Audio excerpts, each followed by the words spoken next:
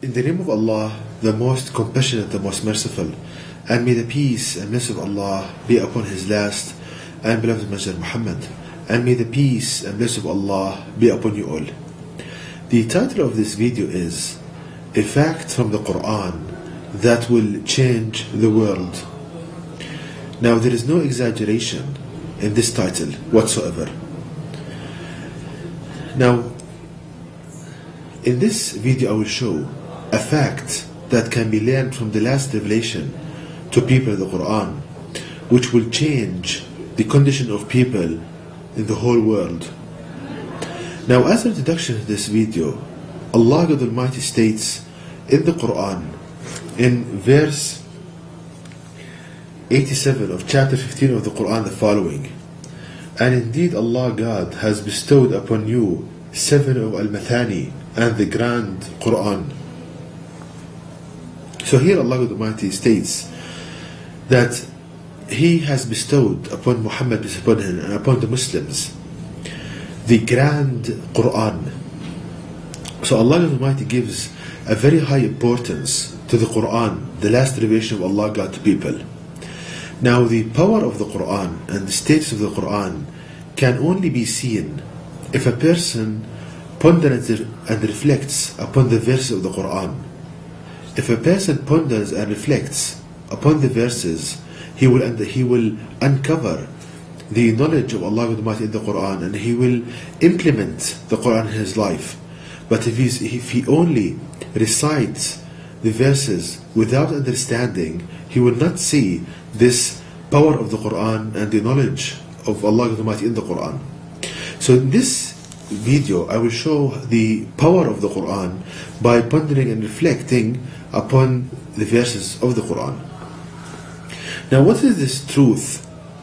What is this fact that if we learn it from the Quran and implement it, it will change the world, it will change the condition of people? Now, this fact is about the problems of people. Now, we see that people, they spend a lot of money, effort and time in trying to resolve and trying to find the solution to their problems, whether it's a problem of crime, poverty, all of these kind of problems. People, they spend, as I said, so much money, time and effort to find the solution. And the sad fact is that these problems are getting compounded, they are getting worse. The problems of people like crime, poverty, etc., they're getting worse. The situation is not getting better. And if we ponder upon the problems of people, what people suffer from, we can classify their problems in 3 main categories. The first cause for the problems of people is the acts of harm. The first cause for the problems of people, the acts of harm. And these can be further categorized into a person hurting himself and others. For example on this, suicide, self-torturing, self-mutilation. This is one of the causes for the problems of people. The other cause, a person hurting others. For example, torturing others, killing others, crime, etc.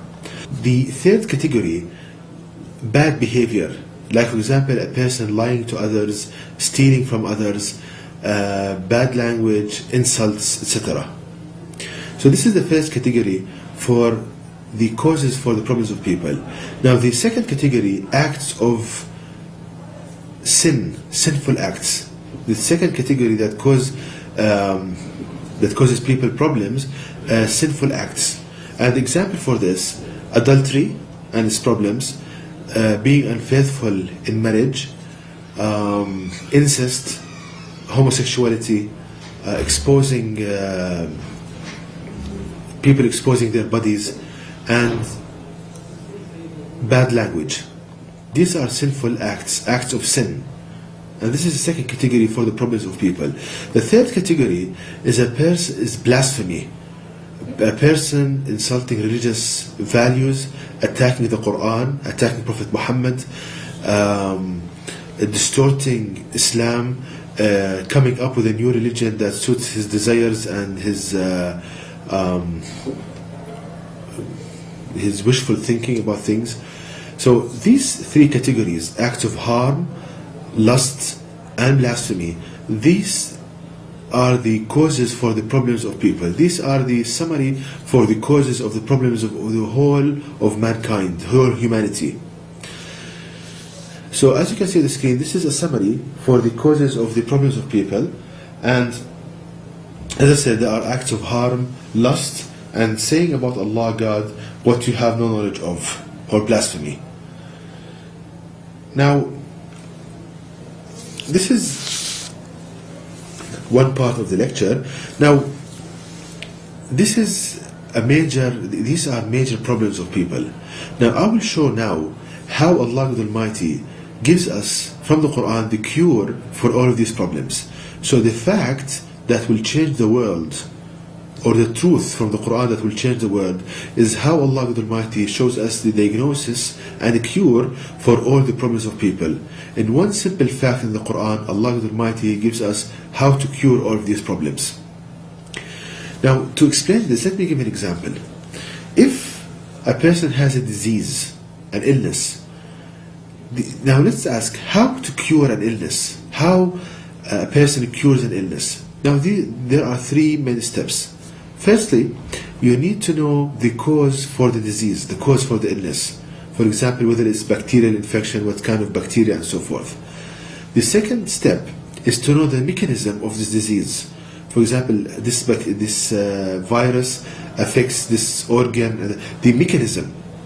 The third step in the cure is to eliminate the source of the illness, or to stop its mechanism, either to cancel the mechanism or nullify or eliminate the source, the cause. Now, if we apply this to the problems of people, now Allah the Almighty in the Quran gives us how to cure all the problems of people. Now, the first step in the cure is to find the cause. What causes the problems of people? What is the kind of, as I said, the cause for all of these acts of harm, lust, and blasphemy?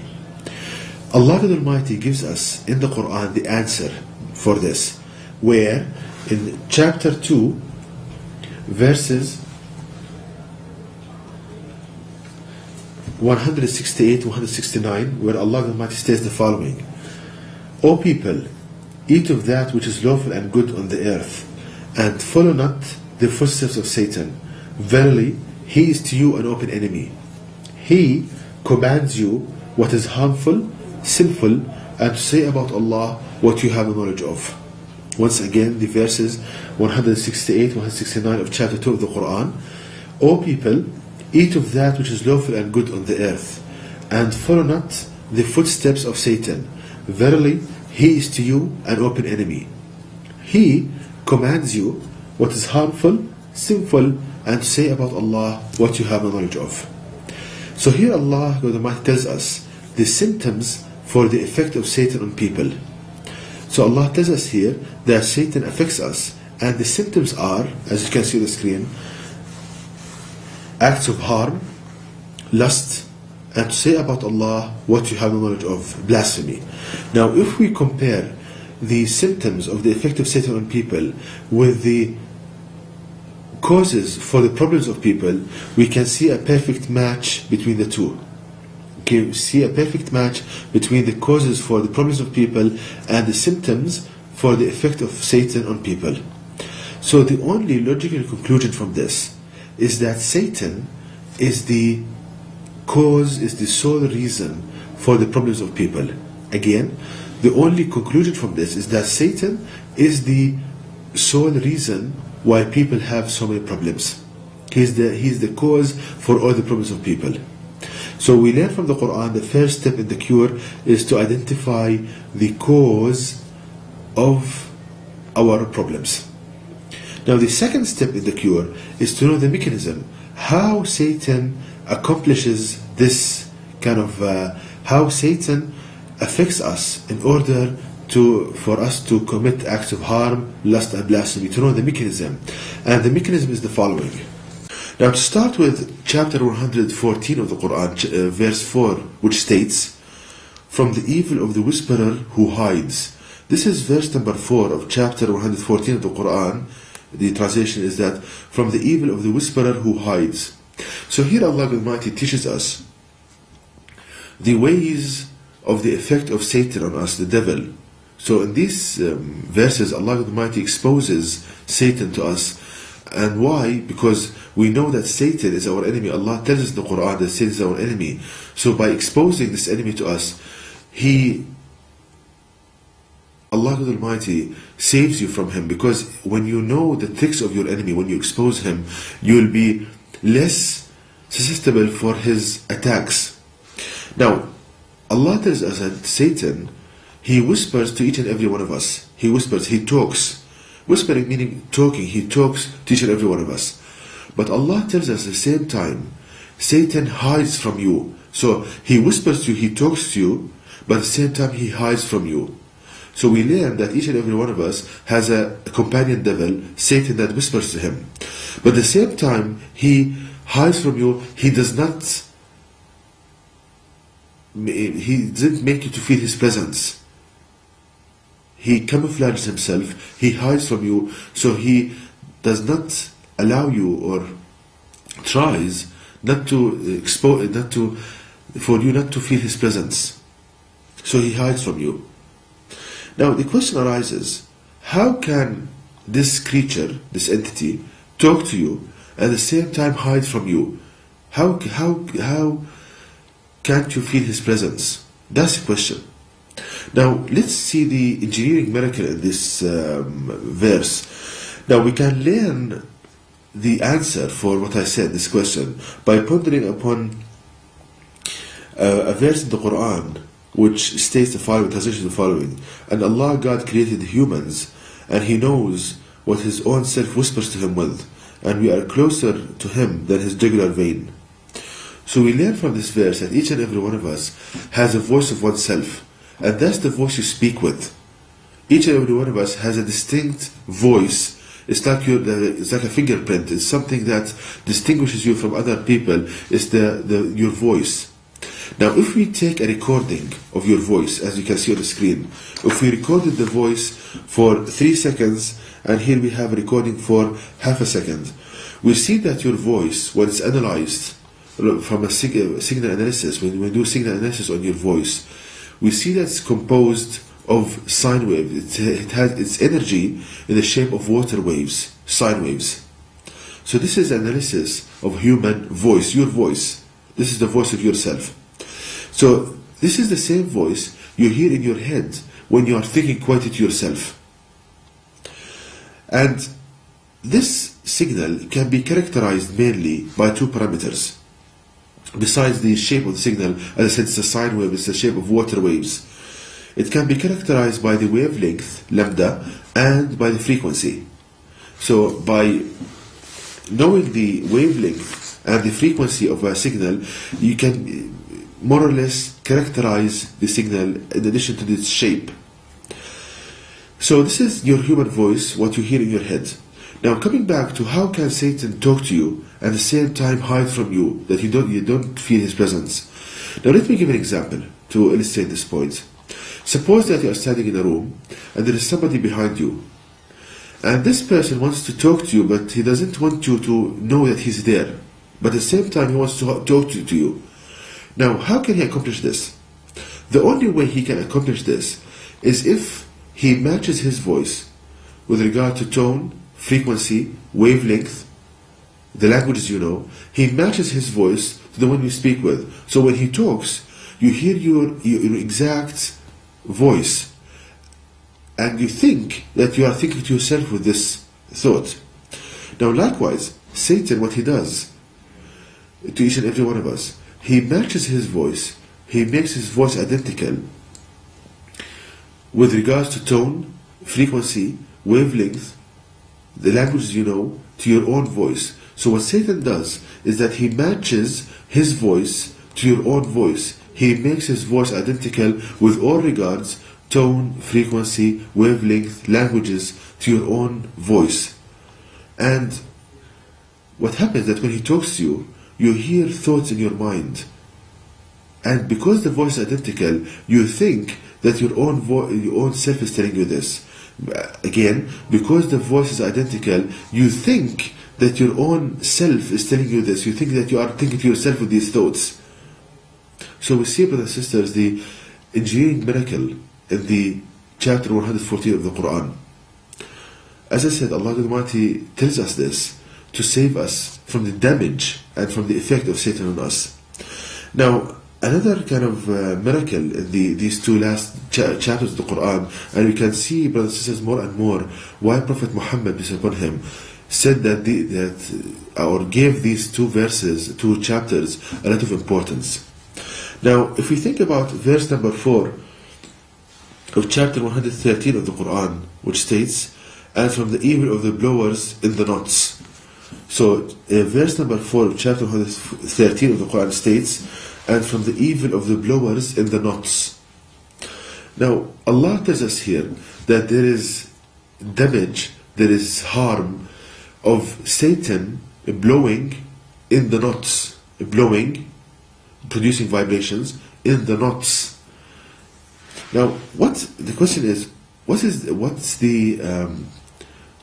damage or the harm produced from Satan blowing in the knots, and what are the knots? To understand and to know the answer for this question, we need to ponder, brothers and sisters, upon verse number 21 of chapter 51 of the Quran, which states, "And in your own selves will you not then see?"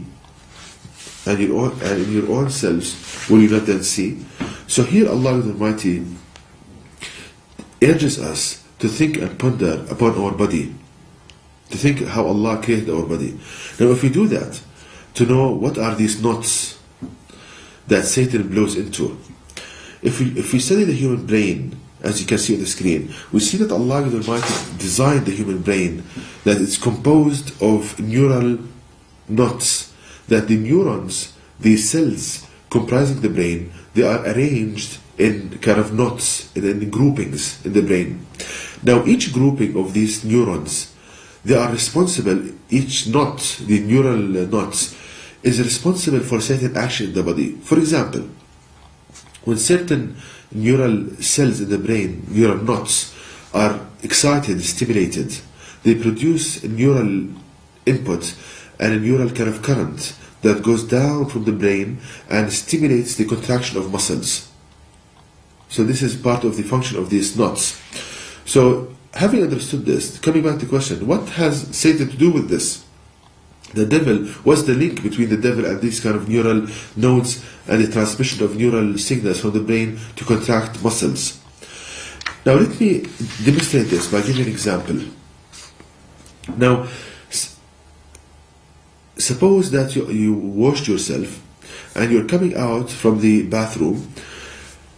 A thought comes to your mind with a voice match the one you think with, and now you know that the source of this thought is not yourself, is your companion devil, Satan.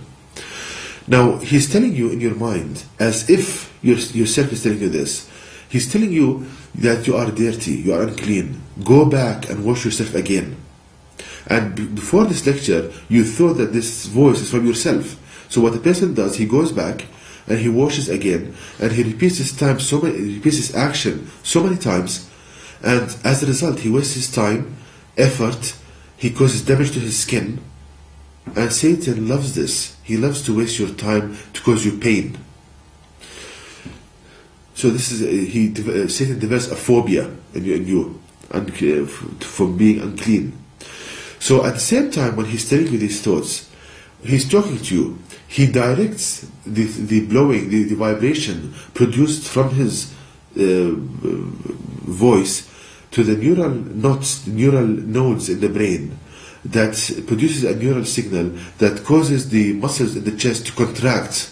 So he gives you a feeling of fear and anxiety. So again, when he whispers to you a thought that you are unclean, that you are dirty and so forth, he directs his voice to the neural nodes in the brain that produces tightness in the chest and produces a feeling of anxiety and fear. Why? Because Satan knows that when a person is in a state of fear, anxiety, he will do anything to remove this feeling. So he wants you to go back and wash yourself again and again and again, and to cause damage to your skin, to waste your time, waste your money, and become a kind of phobia. So we saw, brothers and sisters, the beauty of the Quran and how Allah the Almighty, the most merciful, He explains this to us to save us from this enemy. Because as I said, when this enemy is exposed, you will be safe from him. But because so many people, they don't know the source of these thoughts and feelings, he carries them out, which causes him mental pain and anguish.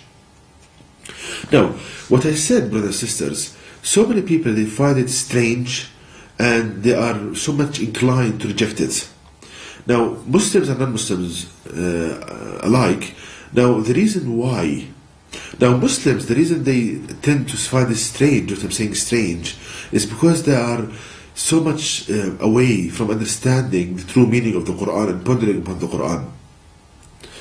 Now, non-Muslims, because they are far away from Allah the Almighty and the true message of Allah contained in the Quran, they are far away from these meanings. Now, so, a proof is needed. So, because the people find it strange, I need to produce proof. Now, I'll produce two, Allah God willing. Two proofs to show the truthfulness of what I said, and these conclusions from the Quran. Proof number one. If we ponder upon verse number 169 of chapter 2 of the Quran, states, He, i.e. Satan, commands you what is harmful, sinful, and to say about Allah what you have no knowledge of. The verse again, He, i.e. Satan, commands you what is harmful, sinful, and say about Allah what you have no knowledge of. So here Allah teaches us the kind of thoughts that Satan whispers to you with. He whispers to you ideas of harm, to hurt yourself and others. Like telling you, for example, with a voice machine, when you think with, what is the purpose of this life? There is nothing good will happen to me, so why don't I end my life? This is all the thoughts of Satan. The other kind of thoughts, ideas of lust and perverted sexual ideas, putting perverted sexual scenarios in your mind. And the third kind of thoughts, to say about Allah what you have no knowledge of, insulting Allah the Almighty, Prophet Muhammad, the Quran. All of these are the thoughts of Satan. Now, this is from the Quran. Now, if you find this strange and consider it as a theory, if you consider this as a theory, a hypothesis from the Quran, if you consider it that, how to prove a hypothesis or a theory? The way to prove it is to match these predictions, that we have a voice, match the one we think with in our mind, telling us ideas of harm, lust, and blasphemy, to compare these predictions, if you think about those predictions, with the actual experiments. Now, if the outcome of the experiments matches the predictions, then the theory becomes a law. Now, let's see. There is a famous psychiatrist, a British, called Aubrey Lewis. Now, he did a very famous experiment. This is a very famous man, and he did a very famous experiment that he asked his patients, which they call the have mental illnesses. He asked them, what kind of thoughts that causes you pain and mental disturbances? So the patients replied by saying, they answered that we suffer from these kind of thoughts that cause us mental pain and disturbances. Ideas of harm, to hurt ourselves and others, that we experience ideas of harm telling us to hurt ourselves and others. Ideas of lust and filth, perverted sexual scenarios, and blasphemy. Blasphemy meaning insulting religious values. So if we compare, as you can see on the screen, if we compare the kind of thoughts that people with mental disturbances suffer from, and those that Satan whispers to us with, as Allah tells us in the Quran, that He, i.e. Satan, commands you what's harmful, sinful, and to say about Allah what you have knowledge of, we see, brothers and sisters, a perfect match between the two. So there is a perfect match between the outcomes of the experiment and what Allah tells in the Quran. So it stops becoming a hypothesis or a theory from the Quran, it becomes true, and thus, as Allah tells us that Satan whispers to us by a voice much than when we think with, it becomes true and it stops being a hypothesis or a theory. Now, proof number 2. There is another famous experiment, that there is a device called the MRI, Magnetic Resonance Imaging Device. Now, this device, there is a kind of application from it called fMRI, functional MRI. It can show the activity of the brain during functioning. So this device, as you can see on the screen, can show the electrical activity of the human brain during functioning. Now, what this experiment, what people did, that they brought a person who's labeled mentally ill, and they placed him in this device, this MRI device, in a completely silent room, a room with no sound whatsoever, and they recorded the activity of his brain. Now, what they found is that the audio cortex, the audio region in the brain, the auditory region, the region that handles voice input to the brain, they found it that it's working as if that person is hearing something. So again, the outcome of the experiment, that they found that the region in the brain responsible for analyzing voices and handling audio input to the brain, they found, to human body, they found that it's working as if in a completely silent room he's hearing somebody talking to him. Now, the only explanation for this is what Allah tells us in the Quran, that Satan matches his voice, the one we think with, and he talks to us, and at the same time he hides from us. That is the only explanation for this. So this is proof number 2 to the truthfulness of the words of Allah Almighty in the Quran. Now, after understanding the mechanism on how Satan affects us, we come to the last step in the cure, which is how to either eliminate the source or cancel the mechanism. Now, we can learn that Satan, our companion devil, we cannot eliminate him, we cannot stop his existence, we cannot kill him, because each and every one of us has a companion devil that will stay with you from birth till death. So you cannot eliminate the source, but what we can do is to nullify or cancel the mechanism to stop his effect on us. And Allah Almighty tells us in the Quran, in the last revelation to people, how to do that, how to stop Satan from hurting us, from deceiving us. And this is by pondering upon the Quran. And as you can see, brothers and sisters, the Quran is a self-sufficient book. Everything you need, you'll find in the Quran. You don't need any other book.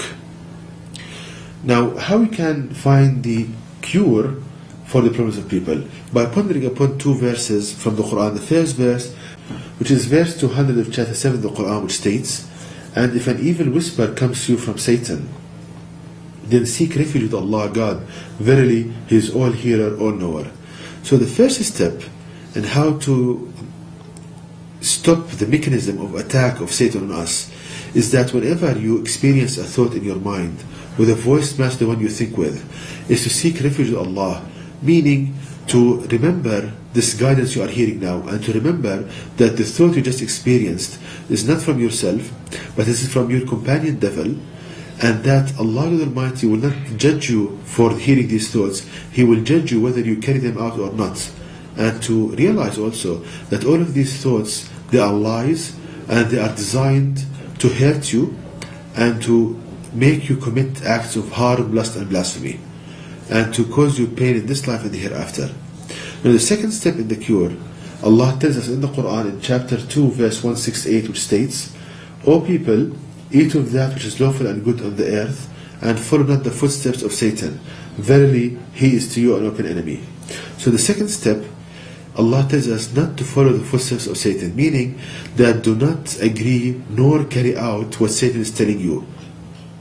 For example, if he's telling you to kill others and kill yourself, do not believe these whispers, these thoughts, even if Satan comes to you in a disguise of an advisor, as if he's advising you, but actually he wants the exact opposite. He doesn't want your well-being. He wants the pain and despair for you in this life and the hereafter. So the cure, 2 steps. First, to realize that the thought you just experienced is designed to hurt you. It's not from yourself. It's not that you are very intelligent to think in this way, but it's from your companion devil, to design to hurt you and to make you commit acts of harm, lust, and blasphemy. And the second step, do not believe them nor carry them out. Now, we saw from the Quran how Allah gives us a complete diagnosis and a cure for the problems of people. Now let me give an example how to implement this, how to implement all of this knowledge you've just watched. Let me give an example on a person having ideas encouraging him to commit suicide. So the example here is the example of a person experiencing thoughts driving him to commit suicide. Now, this is a problem. How to diagnose and cure this problem from the guidance of the Quran? Now, the first step is to identify the source of this problem, the cause for this problem, and as I explained in this video, from the guidance of Allah Almighty, that the cause is Satan, your companion devil with a voice matching the one you think with. The second step is to know the mechanism on how Satan affects you, and this is again explained, that this companion devil comes to you with a voice matching the one you think with in your mind, telling you these thoughts, and at the same time he produces a feeling in your body, giving you kind of a feeling which try to strengthen this lie he just whispered to you with. And in the case of suicide, he comes to a person with a voice matching the one he thinks with, telling him, look, what is the reason for this life? There's nothing good that will happen to you, so why don't you kill yourself, you go to a happier place. At the same time, Satan tells you, he produces a feeling in your body, giving you kind of like relaxation, that if you do this, this is what you will feel. And he wants to make you believe this lie that he just whispered to you with. Now the third step in the cure is firstly to realize, is to seek refuge to Allah God Almighty, and to realize that these thoughts are designed to hurt you. They are not to advise you or for your well-being, and that the source of these thoughts is not yourself but Satan. And Allah will not judge you for experiencing them. He will judge you whether you carry them out or not. The second step is that do not believe these thoughts nor carry them out. So this is the cure for the problem of suicide. Now, after explaining all of this, how this fact from the Quran, how is this truth that Allah tells us, how explains to us how Satan affects us, how it will change the world, how it will change the condition of people in the world? It is very straightforward. Now, if each and every person understands what I'm saying, understands this guidance from the Quran, and he realizes that whenever he experiences a thought, having ideas of harm, lust, and blasphemy, that these thoughts are not from himself, not from his own intelligence, but from his companion devil, his enemy, and that these thoughts are designed to cause him pain and despair, and to destroy the society and destroy communities, then that person, when he has this knowledge about Satan, before he agrees with these thoughts, he will think more than once about that if I carry out this idea, then I'm carrying out an idea from my enemy, and he doesn't want my well-being, he doesn't want my happiness, he wants the exact opposite. So what this will happen, that this increased awareness, or this new awareness about Satan, this will cause people to stop doing these acts of harm, lust, and blasphemy, which destroys the person and destroys society. And as a result, the problems of people will start to diminish. These problems will start to diminish because people will have awareness about this, about how Satan affects them. and about the plot of Satan on how to cause pain and despair to each and every person. So realizing this, as I said, people will stop doing these acts of harmless and blasphemy, and the peace will prevail, and happiness, and people will be better functioning as individuals and as communities, and peace will prevail, and happiness, a person will start feeling happiness by coming closer to the Quran and coming closer to Allah God Almighty. And he will do the job that Allah God Almighty wants him to do, which is to strive to make His word supreme, to spread this knowledge to people. So please, brothers and sisters, this truth, this fact that you learned in this video, please tell it to others. And Allah will give you the reward of prophets for doing this. And when this truth, this fact, reaches all people and they understand it, and they have this new awareness about Satan, how he affects them, then it will change the world, and these problems of people will start to diminish, and they will end, and people will live in happiness and compassion toward each other. And to know more details about this topic, please visit my website at www.quran-miracle.com, and you can email me at zaidquran@yahoo.com, and may the peace and blessing of Allah be upon you all.